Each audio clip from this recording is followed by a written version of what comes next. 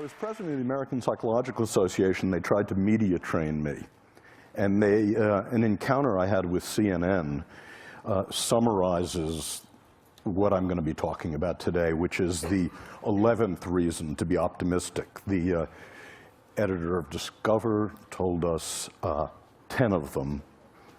I'm going to give you the 11th.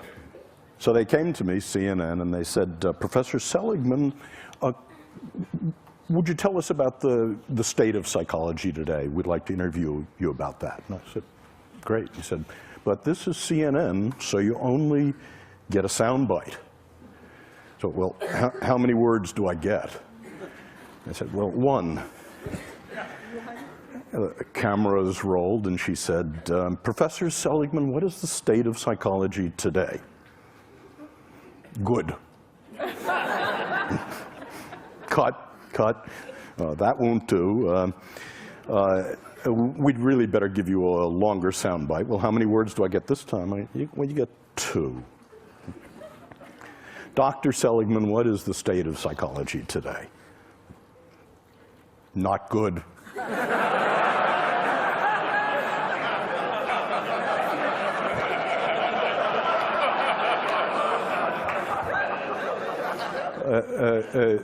Look, Dr. Seligman, we can see you're really not comfortable in this medium. We'd better give you a real soundbite. This time you can have 3 words. And, Professor Seligman, what is the state of psychology today? Not good enough. And that's what I'm going to be talking about. I want to say why psychology was good, why it was not good, and how it may become, in the next 10 years, good enough. And by parallel summary, I want to say the same thing about technology, about entertainment and design, because I think the issues are very similar. So why was psychology good? Well, for more than 60 years, psychology worked within the disease model. 10 years ago when I was on an airplane and I introduced myself to my seatmate and told them what I did, they'd move away from me. And because quite rightly, they were saying psychology is about finding what's wrong with you, spot the loony. And now when I tell people what I do, they move toward me. And what was good about psychology, about the $30 billion investment NIMH made, about working in the disease model, about what you mean by psychology, is that 60 years ago, none of the disorders were treatable. It was entirely smoke and mirrors. And now 14 of the disorders are treatable, 2 of them actually curable.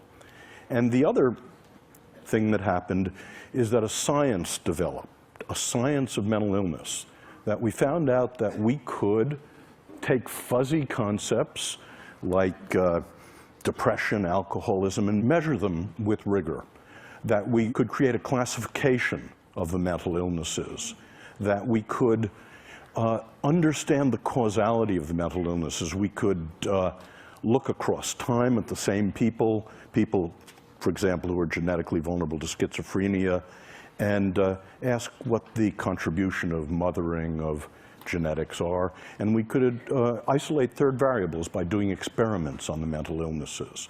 And best of all, we were able in the last 50 years to invent drug treatments and psychological treatments. And then we were able to test them rigorously in random assignment, placebo-controlled designs, throw out the things that didn't work, keep the things that actively did.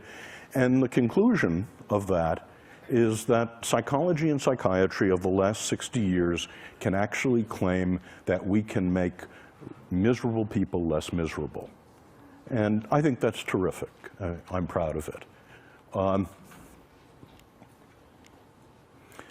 what was not good, the consequences of that, were 3 things. The first was moral, that psychologists and psychiatrists became victimologists, pathologizers, that our view of human nature was that if you were in trouble, bricks fell on you.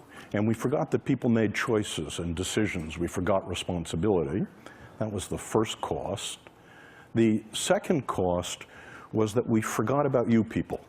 We forgot about improving normal lives. We forgot about a mission to make relatively untroubled people happier, more fulfilled, more productive. And Genius, high talent, became a dirty word. No one works on that. And the third problem about the disease model is in our rush to do something about people in trouble, in our rush to do something about repairing damage, it never occurred to us to develop interventions to make people happier, positive interventions. So that was not good. And so that's what led people like Nancy Etkoff, Dan Gilbert, Mike Csikszentmihalyi, and myself to work in something I call positive psychology, which has three aims.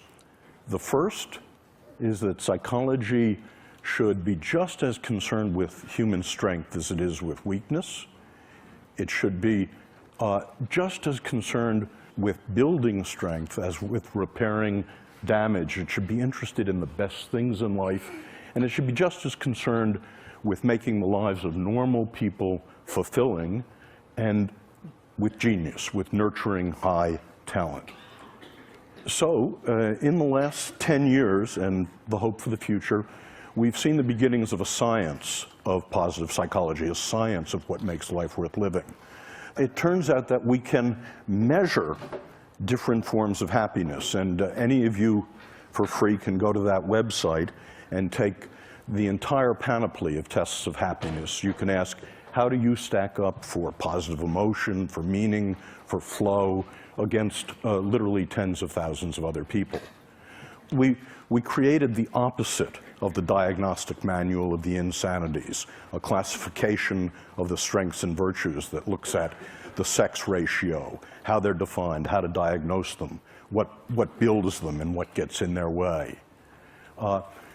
We found that we could discover the causation of the positive states, the relationship between left hemispheric activity and right hemispheric activity as a cause of happiness.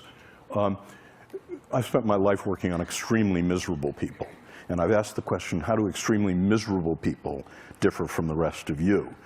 And starting about 6 years ago, we asked about extremely happy people, and how do they differ from the rest of us?